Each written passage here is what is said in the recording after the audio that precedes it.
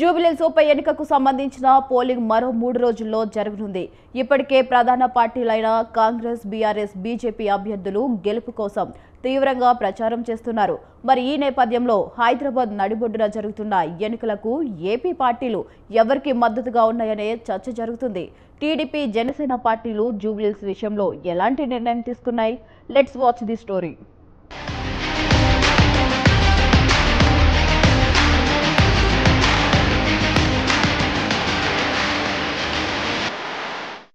రాష్ట్రాల్లో విచిత్ర రాజకీయ పరిస్థితులు నడుస్తున్నాయి. ఎవరికి ఎవరు మిత్రుడో ఎవరు శత్రువో తెలియడం లేదు. రెండు తెలుగు రాష్ట్రాల్లో విరుద్ధ ప్రభుత్వాలు ఉన్నాయి. తెలంగాణలో కాంగ్రెస్ అధికారంలో ఉండగా ఏపీలో టీడీపీ, బీజేపీ, జనసేన కూటమి పాలన సాగిస్తోంది. ఏపీలో టీడీపీ కూటమిలో బీజేపీ భాగస్వామిగా ఉండగా కేంద్రంలోని ఎన్డీఏ ప్రభుత్వంలో టీడీపీ భాగస్వామిగా ఉంది. మొత్తానికి బీజేపీ టీడీపీ దోస్తి ఏపీతో పాటు కేంద్రంలోనూ కొనసాగుతోంది. మరోవైపు ప్రతిపక్షాలు సైతం భిన్న స్థితిలో ఉన్నాయి. ఏపీలో ప్రధాన ప్రతిపక్ష హోదా రాకపోయినా ప్రతిపక్ష పార్టీలో అతిపెద్దది వైఎస్ఆర్ కాంగ్రెస్ పార్టీ. తెలంగాణలో ఉన్న కేసీఆర్ పార్టీతో వైసీపీకి మైత్రి ఉంది.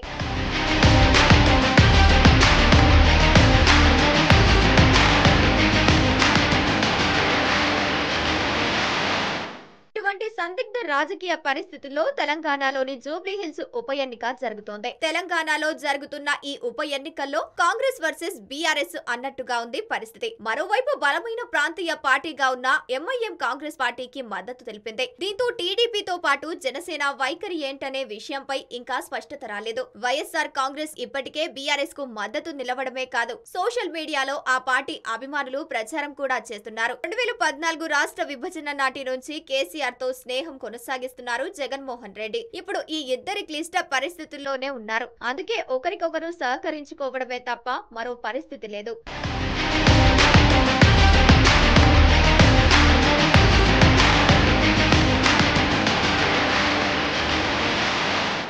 తెలంగాణలో కాంగ్రెస్ ప్రభుత్వం ఉంది. ముఖ్యమంత్రిగా ఉన్న రేవంత్ రెడ్డి ఏపీ సీఎం చంద్రబాబుకు అత్యంత సన్నిహితుడిగా ముద్రపడ్డారు. 2023 ఎన్నికల్లో సైతం తెలుగుదేశం సైలెంట్ కావడంతోనే కాంగ్రెస్ గెలిచిందన్న ఒక వాదన ఉంది. ఆ ఎన్నిక సమయంలో చంద్రబాబు జైల్లో ఉన్నారు. అప్పటికి బీజేపీతో మైత్రి కుదరలేదు. అంతేకాకుండా అప్పటికి బీజేపీ కూడా టీడీపీలో ఎలాంటి చర్చ కూడా చేయలేదు. దీంతో తెలంగాణ అసెంబ్లీ ఎన్నికల్లో టీడీపీ తటస్థ వైఖరి అవలంబించింది. ఇది కాంగ్రెస్ కు పలు చోట్ల అనుకూలంగా మారింది. కొన్ని చోట్ల న్యూట్రల్ గా ఉన్న టీడీపీ ఓటర్లు కూడా కాంగ్రెస్ పార్టీకి ఓటేశారు. దీంతో తెలంగాణలో కాంగ్రెస్ అధికారంలోకి వచ్చింది. తెలుగుదేశం పార్టీతో సుదీర్ఘ అనుబంధం ఉన్న రేవంత్ రెడ్డికి చంద్రబాబు అంటే అభిమానం ఉంది. కాంగ్రెస్ గెలిస్తే తన సన్నిహితుడైన రేవంత్ సీఎం అవుతాడని చంద్రబాబు ముందే అంచనా వేసి కాంగ్రెస్ కు అనుకూలంగా నిర్ణయం తీసుకున్నట్లు వార్తలు వచ్చాయి. అందుకు తగ్గట్టుగానే రేవంత్ విజయం సాధించిన తరువాత కూడా చంద్రబాబు పట్ల తన అభిమానాన్ని చాటుకుంటూ వచ్చారు. రెండు తెలుగు రాష్ట్ర ప్రభుత్వాల మధ్య సయోధ్య కొనసాగుతూనే రాష్ట్ర ప్రయోజనాల విషయంలో మాత్రం ఎవరికి వారు పట్టుబడుతూ వచ్చారు.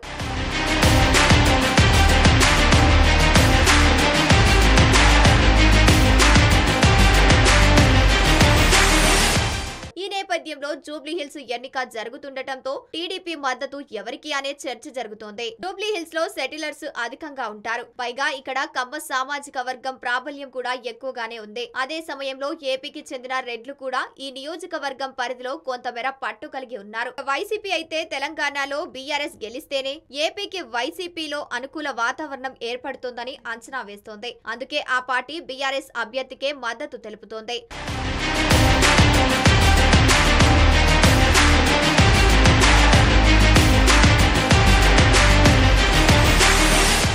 సహజంగానే వైసీపీ అనగానే టీడీపీ, జనసేన వర్గాలు పూర్తిగా వ్యతిరేకిస్తాయి. ఈ నేపథ్యంలో టీడీపీ, జనసేనను అభిమానించే సెటిలర్లు, కమ్మ సామాజిక వర్గం కాంగ్రెస్ వైపు టర్న్ అవుతారని అంచనా ఉన్నాయి. మరోవైపు వైసీపీని అభిమానించే రెడ్లు మాత్రం బీఆర్ఎస్ వైపు మొగ్గు చూపుతారని భావిస్తున్నారు. మొత్తానికి ఇప్పుడు జూబ్లీహిల్స్ ఉప ఎన్నికల్లో ఏపీ సెటిలర్లపై ఆ రాష్ట్ర పార్టీలు ప్రభావం చూపకుండా ఉంటుందని విశ్లేషకులు భావిస్తున్నారు. మరి వీరు ఎవరికి ఓటేస్తారో అనేది మరో 3 రోజుల్లో తేలిపోతుంది.